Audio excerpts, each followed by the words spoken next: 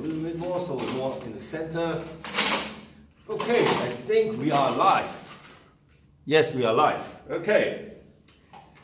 Welcome to this channel. Huh? Okay, so this is Dave. Hello. All right, I'm TC. So today we're talking about this show, whatever we call it, is about talking about how Dave lost more than 30 kilos since February, and actually got really a lot stronger than before, which I think is also just as important as the weight loss. I'm going to just quickly introduce Dave. So Dave's been training with me for some years. Yeah, well, 5-6 years. Okay, 5-6 years. Yeah. And I would say on and off, you know? Yeah. On and off, because, you know, life got busy and Yeah, stuff. took breaks. Yeah, took breaks and stuff, which is very normal, you know? Yeah. Because sometimes, like, you know, we're both dads, so, you know, I took break, like, not training really well or as much as I like when I first had my, when I start having children in the house, right? And same for you, and I think you can relate to that. We both can understand that. You know, parents with parents of young kids really will take priority. Okay, so you started training. At first, I think when you came in, you started training. Actually, can you quickly tell us how you found about this gym? How you found about that? For me. Yeah. So I guess probably 6 years ago now, and I had moved to Perth and. Having migrated from Ireland, I guess my training had stalled for about 6 months. Always in team sports, field sports back in Ireland, so fitness was generally looked after from that point of view. And then having travelled across the world and, you know, had a bit of a holiday and things, found weight was getting back on and getting a bit sluggish and unfit. Yeah. Wanted to get back into it, so was looking around and wasn't really keen on CrossFit and didn't really like the look of most commercial gyms, which just kind of let you in and do your own thing. So just stumbled upon TC's gym, bit of research and Google search, and liked what I saw. And just messaged him, and cool. The rest is history, really. Yeah. So what could you, if just what pops up in your head, first thing in your head when you first found out this place and that made you decide that you want to come and train with me in this gym? Just looked like there was no gimmicks with it. You know, it was very much, you know, you were expected to turn up and train yourself, and bonus on you, and you know the expert help was there. So you don't believe in all the hype and bullshit no, and stuff. Pretty much, okay, yeah, cool. Exactly. So you just straightforward training. Simple. That's cool. That's good. That's good. Cool. Now, he's on my Mighty Tough Daddy program as well, and he's training with the other dad, the other dad, which is Derek, as well. I think it's been really good, and so now I think the next thing that I want to touch on is what was. So you got in good shape with me here, and then you kind of took a break and then sort of let yourself go. Am I correct to say that? 100%, yeah. So I think at first when you came in, you lost like more than 16 kilos, That's 18 exactly kilos. Yeah. And then what happened? Like you let yourself go. What happened? So I guess that was my goal at that point when I started training with you, was just to get myself back in shape. I sort of didn't make any longer term planning past that point. I felt when I achieved that goal, I felt like I'd accomplished it and that was it. I didn't really readjust or reassess or set new goals and targets. And kind of before I knew it, I was back at square one again. Yeah, I think that's the number one problem I see these days is that people do challenges, you know, or say I want to get to this goal, they got there and then they got lost. And then they just fell off the wagon, don't know what to do. Absolutely. So now, what is your number one obstacle, like, after you sort of let yourself go? What's the obstacle like you could think of, number one? I guess it was just restarting again, and I guess must be hard. Yeah, the motivation was the biggest thing to kind of start again, and kind of, you know, you feel like demoralised and you've let yourself down a lot, and I guess it was just getting the energy to get going again was the biggest thing, and sort of take it on, and you know, it's just to get that satisfaction back in training, but felt demoralising when it happened, and it was just getting the courage and the motivation to start again. And what was your tipping point? Like, what actually made you taken the first step? You know, especially so that I remember you started taking the first step when you actually had your first child. So, and that's hard because you're not having sleep. Exactly. I know how that feels. Every parent knows that. Like, you got no sleep, like pretty much for the first 12 weeks. Exactly. And very tired all the time. Less time for recovery, you know. Harder to eat better. Absolutely. You know, always getting sick. Reach for convenience. Can you tell me more? Like, how was tipping point? You know, why do you decide to start at the point that's most difficult? Well, I guess we'd just come through where our first child, our daughter, was born, and you know, and things had just got progressively worse initially at that point because you know we were just time was less. We were rushing home from work, trying to help my wife relieve her, give her some rest. So my diet and strength, fitness, everything just suffered from that, and just needed to make time. I was blaming that I was time poor, but really I just needed to protect some time. It was, you know, prioritize my time and how I spent it. And then I was looking. My daughter was getting older, and she was starting to move, and I just didn't want to be a dad that couldn't play and keep up and be a role model for her. And wife got pregnant. We were having a second kid, and that was the point where I was like, right, I really need to do something before. You got to put yourself up, huh? Yeah, exactly. Before a second kid comes along, and you know, we're back at the point where time is evaporated again, and you know, there's even less time.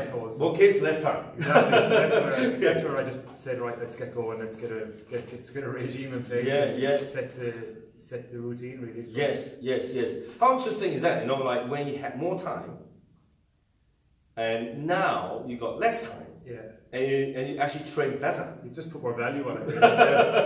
Really. And not necessarily putting in more time into training, isn't it? Exactly. It was far more efficient. I mean, before you could spend an hour and a half in the gym and never get results like I've gotten now. You know, so that's good. Yeah, that's good. That's definitely far more efficient than results. So now the next thing is, you know, what was so we got to the tipping point that you described, and what was the mindset then when you decide that you got to get your act together, or whatever you call it, or make your life better? What was the mindset then? Were you thinking about trying to lose as much weight as quickly as possible? Was that your mindset, or you were just saying, I'm going to set my system in place, or have it in place, and just whatever happens, happens? Exactly. What was your mindset then? Yeah, my mindset was just to be healthy. I was trying to. So you didn't expect to lose 30 kilos, over 30 kilos? I suspected that it would happen. You know, I would lose weight if I adjusted my lifestyle. For me, it was a lifestyle. I wanted to adjust my lifestyle. I wanted to be, you know, I want to be permanent. Yeah, it was more. It wasn't about a short-term goal this time because I've been in that trap and I lost my way before. So for me, it was setting a good lifestyle. So by lifestyle, you know, achievable diet that I could maintain. You know, setting in exercise, strength, having time for family. Yes. Everything, the whole package for me. Yeah, exactly.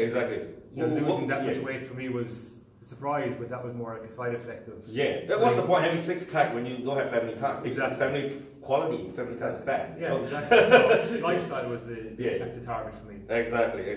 And now that's good. So I would say in short, we summarize that you were not in a hurry to lose as much weight as you want, but you were more conscious about setting things in place to make it happen all the time. Exactly. So that did you have a time period where you want to get to, or you just kind of like left it? So the second child was born in mid-April. So I started training. It started February, and you know, I really wanted by April, May, when he was going to come into the world, I wanted to have, I guess, a routine and a pattern in place for that point, because I knew then if I had things hardwired at that point and had my routine set, I was more likely to succeed and stay on track. Exactly. Rather than trying to start again when there was more demands on my time. Exactly. I mean, it's about sustainability. It's not about that magic bullet, isn't it? Yeah, exactly. You have the magic bullet, but that's sustaining. You just make it a daily practice. Yeah. You know, 20 minutes to 40 minutes a day. Yes. It just becomes, less. It becomes more of a problem to miss training than to actually do it. Yes, definitely. Now, the next thing I want to touch on is why did you decide on ketone diet? Yeah. And can you briefly, tell us how is it like, and how is that compared to when you're not on that diet? Yeah. Go ahead. Yeah. So I guess I generally had a very Western diet, high carbohydrate, and generally in the past with I guess fitness programs and things, went down the high protein route with still keeping the carbs high. Even though I've lost weight before, I always felt sluggish, and my body never felt very mobile in the past. So did a lot of research and read some good things about, I guess, more so the health benefits of a low carbohydrate diet.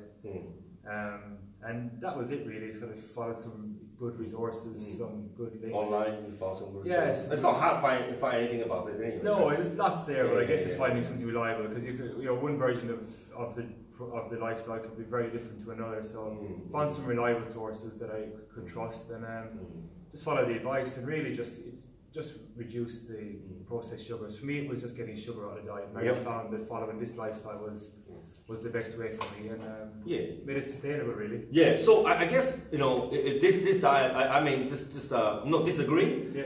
I found that, you know, you got to find what works for you. Exactly. Keto is one way. Yeah, Some people exactly. do intermittent fasting. Absolutely. And I think, and then I remember we're joking about this, right? You know, like how there was such a caloric deficit when you went to this, when you gone to this ketone. Before you would like have what 5 serves of pasta per go. Huge. And if you think about it, if you take that out, and you know over months and months, the one thing in common, I guess, no matter what, you know, you can follow whatever. I think you just pick a diet that will work for you. Yes. For me, it's this diet. Yeah. You love meat. It can't go wrong with this. Exactly. So you know, the food satisfies me. It's nourishing for me, but if it doesn't suit you, any diet that you follow, you will still get results. You know, exactly. I don't think you strictly must follow a keto diet. For me, it gave me the best results. It gave me the best feeling. Yes. For my lifestyle, you know, I found there's probably other health benefits. I felt better myself, slept better. Yeah. That's right. You know, my alertness felt better. Work improved for me. You know, everything in my life really took an upturn. So, but I mean, if you pick whatever diet's going to work for you, reduce your intake, get moving more, work on your strength, I think you'll find you'll get the same results. Yes, that's good. Okay, now, okay, I asked that question. Do you expect this massive success? No, you didn't. All right, now we're going to talk about training. How important is the training, like the lift that you did, that you do in the gym? What did you get out of it? The training wise, you know, so we know we can lose weight without eating, right? Exactly. So why do training? Exactly. Go ahead. So training for me is just about getting stronger, really. You know, I mean, setting goals and moving. You know, this sense of achievement as well, I guess, and just setting targets. Training with TC, and you know, sort of doing like an online program with him. Coming in every Saturday for, you know, hands-on and fine-tuning and adjustment, really good. Talk about programming and stuff. Exactly. That's right. So for me, the benefit is, you know, I can work out at home and still have the expert guidance from someone like TC, and just kept constantly moving, you know, goals and targets. First off, it was to get 1 pull-up, then 5, we got to 10, and we're yes. Deadlift, snatching, all the lifts really, everything has just gone up by following the program, and you know, it's not difficult. You just come home from work, get in the gym, you know, do what's told. It's not hard. Just don't think too much. Exactly. Hardwired garage or just to the gym, just do it. That's it, hardwired into your daily plan, and you know, it works. Were you surprised about doing 11 pull-ups? You know, I know that was your best. Yeah, totally. Surprised because you told me you didn't expect to do more than even 10. I could never do one. When I started training here, you know, 5-6 years ago, whatever it was, I would see people doing pull-ups. I just wanted to do one. And got one, and you know, I guess you catch the bug there, and that's where you keep readjusting goals. But never thought I'd get to the point where I'd be, you know, that level of strength really. With, you know, what I perceive as relatively little effort, you know. You know, no fancy big programs, just rocking up every day, turning up and doing you know, efficient dose. Exactly. Don't do more than what you need. Exactly. You know. And could you also briefly describe how you got to 11 pull-ups? You know, it don't have to be in detail, but you know, maybe just describe what were the things that you do with the pull-ups. You know, maybe with technique and stuff. Does that help? You think? Yeah, definitely. So you know, I guess as I lost some weight and my strength increased, it made it more possible. But my technique was always incredibly sloppy, because I guess I could never practice them before. So for me, as soon as I got the ball rolling and I could actually do some reps, and TC then really worked on my technique, different things, using, you know, the strength bands, weighted pull-ups, crawling. I felt all the sort of resets, everything there really helped working on our core. Yes. The crawling helps the pull-up, huh? Core stability is the biggest thing. Yeah, you think it's all in the arms and shoulders, but really, once we ramped up my core strength, I think that's where the biggest gain was, to be honest. Yeah, I think people make the mistake thinking that pull-up is just arm strength. Yeah, 100%. Yeah. For me, when my core developed better, that's where I got the biggest gains. Cool. That's good. Okay. Yeah, you're talking about doing the same thing, right? The pull-up, the deadlift. You know, has it come across to you boring to just keep doing pull-ups, deadlifts? You know, these days people like to have very program doing in terms of like doing different exercises for the sake of variety. What's your opinion on that? You know, given that you have experienced this. Yeah, but I guess for me, if you want, you know, lots of excitement in the gym, maybe, you know, go do 50 different exercises at a session if you want, but for me it's about results, and if you want results and you want to get strong, you just got to do your lifts, and it doesn't get boring for me, because you know, for me the goal is the excitement and getting to that more point. pull-ups, exactly, doing more, more so, weight, putting more weight on it, to 10, the focus is 5, so for me I'd rather be, you know, strong all around and have, you know, get my numbers up there and things, rather than wasting your time doing things that doesn't get you anywhere. Well, you don't actually go anywhere, exactly. It's like doing going to school, You want to take exam. You study the topic that comes up in exam. You specialize in what you want to do. You can't just kind of, I want to study something else, but that's not going to come on exam. It doesn't work that way. You're going to feel very poorly. Exactly. You know? And okay, that's good. And now, I think we're going to come to the end of this soon. And I think the last question I want to ask is very important. Did you have any support, or do you find any support that you have, you know, that surrounds you, you know, that actually help you to achieve what you have achieved? You know, you know, anything that you can think of, you know, is that important? Having the support? Absolutely. I mean, you know, you obviously need, you know, even no matter how efficient the training is, you still need time protected for that. And you know, I mean, my family has just been brilliant. My wife is, you know, is really supportive and lets me sort of pursue this hobby. You know, even though I get home from work and you know, she's been home all day with kids. You know, and I'm sure she's pretty, you know, drained and tired. She's a smart woman, because you know you're a better man at doing housework with kids. Totally, but I guess you know you need that support. I mean, it would be easy for me to get home and you know, Sarah might want to, you know, expect, you know, me to relieve her immediately. You know, help out. You know, you feel initially a bit guilty that you can't just, you know, do that, but I guess having her support and letting me have that, you know, time to go and train as well, you know, it does benefit the family in the long run. But I definitely, you're more able. Your body, you're more energized. Mental space is better. Her giving me that opportunity to train, and then you know, obviously this man here, just you know, the support, total professional, great advice. Thank you very much. You know, I wouldn't know where to start. Even now with the experience I've had with the years, I still wouldn't know where to start with programming. So having, you know, the expert guidance, knowing when to push things, when to pull back, avoiding injury, that stuff is invaluable, and that's really good. That's good. How injury proof have you been? Absolutely, yeah. I mean, you know, suffering niggly back things probably from my career as well, and things, but never an issue. You know, at the minute, whenever we feel stiff or we're tight, we just ease up and adjust and. Don't get injuries, don't get aches and pains anymore. You know, that's good. Feel a bit stiff, work on that, but really don't have injuries, haven't torn anything. That's good. Don't push things, not chasing. Listen to the body. Exactly. That's good. That's good. Okay, I think we have come to an end, and I have to thank Dave for giving us this time to do this and share your experience. So we hope that this talk will help someone motivate someone to get off the butt and do something really good for themselves. Change your life. Yes. All right. Thank you very much. Cheers. Thank you. Sorry guys, I didn't know.